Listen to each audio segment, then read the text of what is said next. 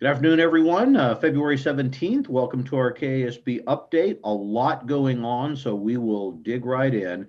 I guess I'll start by reporting on the Senate Education Committee today, which did not, as scheduled, result in their taking action on the Department of Education budget.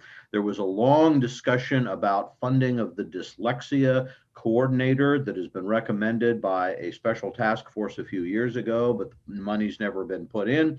Senator Baumgardner is really passionate about this issue, is working on a funding plan that she hopes to have ready tomorrow that would fund that position and also do some things to try to disseminate information.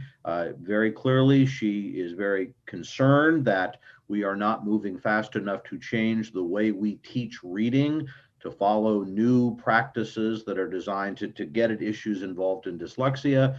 And so I think we're going to be hearing a lot about that. We'll know more on that tomorrow. Might just also note while I've got the floor that tomorrow the Education Committee will come back and hold a hearing on Senate Bill 173, which makes a number of changes in at-risk programs. We're supporting it, not because it's ideal, but we think there are some good things in it. And then the committee may continue work on the budget and on the Senate version of the Promise Scholarship. They're continuing to work through that. We're going to hear more about the House version a little bit. And then Friday, an unusual Friday day, the committee will meet to have a hearing on Senate Bill 144, which simply makes the high density at-risk weighting permanent, and Senate Bill 93, which is the same as a House bill we've told you about that talks about school districts needing to spend their resources to improve student achievement. We're opposing, not because we don't think districts should do that, because it's always gets tied up in this 65% to instruction, which we think is the wrong way to look at how districts are allocating dollars. So that was my day and my next few days. Leah, I think you started the morning with House Local Government. I did. House Local Government was hearing House Bill 2238, which is kind of interesting. It's a bill that removes a statutory cap on the amount of a monetary gift that a school district or a city may receive in order to either construct or furnish a library. It turns out that the law was passed in 1968 and put a cap of $500,000 on those types of donations. And of course, back in 1968, that was a lot of money. But now there is a city that received a bequest to build a library it's a town that does not have its own library currently.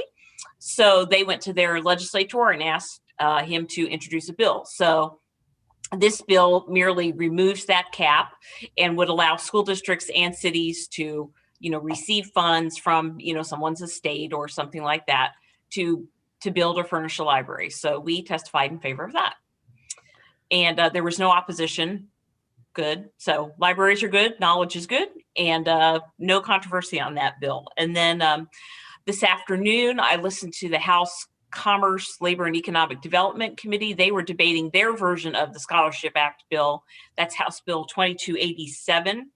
We testified in favor, as did the technical colleges, the community colleges, the independent colleges, and I believe the general contractors. There were no opponents, and so it was a rather lengthy hearing.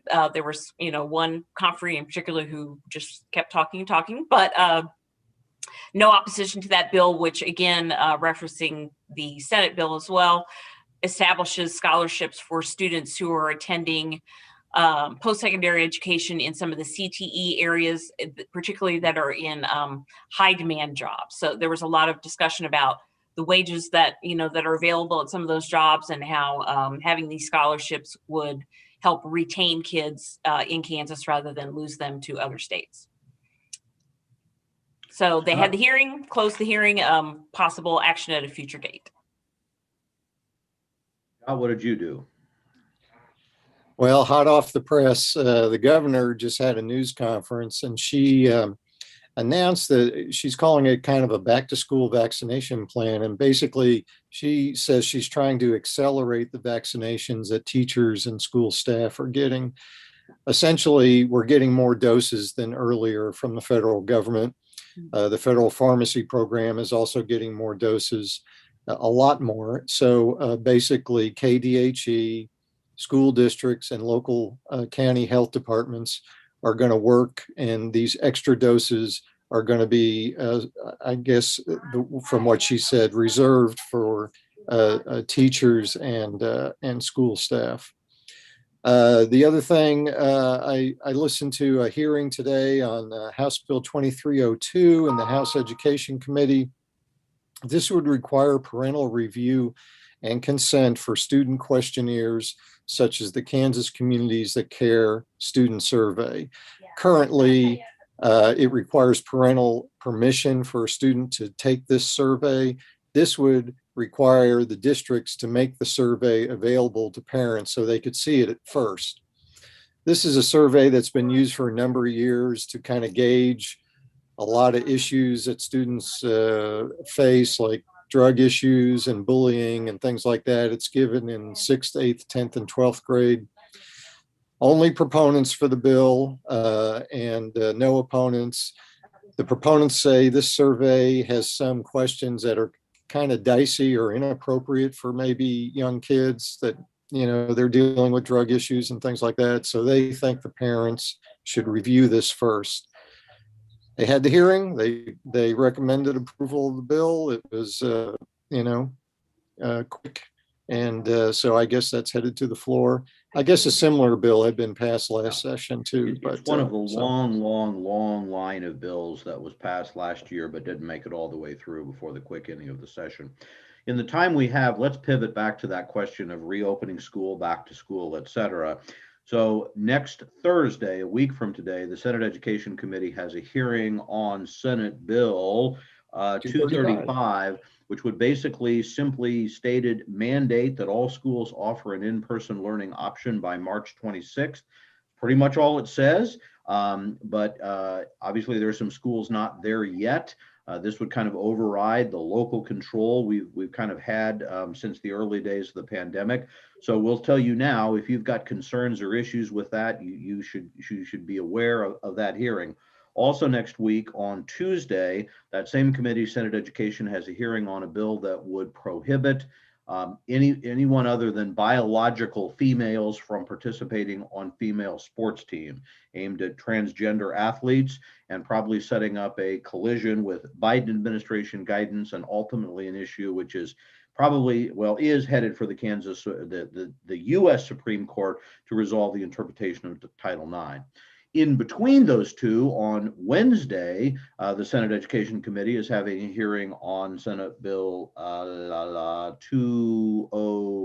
Senate Bill 31, which would change the capital improvement bond and interest formula. If you know what I'm talking about, you know what I'm talking about. If not, it's kind of complicated, but it has to do with changing how we calculate that formula, which would be positive for most districts in receiving state aid in the future. Those three bills are coming up. Another bill introduced you need to be aware of it hasn't been scheduled for hearing yet. It is House Bill 2383. It would cut base state aid next year by $100 million, use that money to provide additional social medical services for people on a waiting list, and then allow districts to spend down their cash reserves to make up presumably the difference if they wish. So it's kind of a combination get at cash balances, which has been very controversial, and also some questions about school funding. So be aware of that, which is coming but doesn't have a hearing. With about 1 or 2 minutes left, would also note that next Tuesday, Leah, I'm just going to plow ahead. Next Tuesday in House Education, there is a hearing on a bill dealing with financial literacy. We've told you about information on all this is coming soon, but I think we're saying as we approach the deadline, bunch of bills coming up you need to be aware of. We strongly advise you to be an advocate for your district. So I think we're about to run out of time. Join us tomorrow at noon or when we record our update, and we will look forward to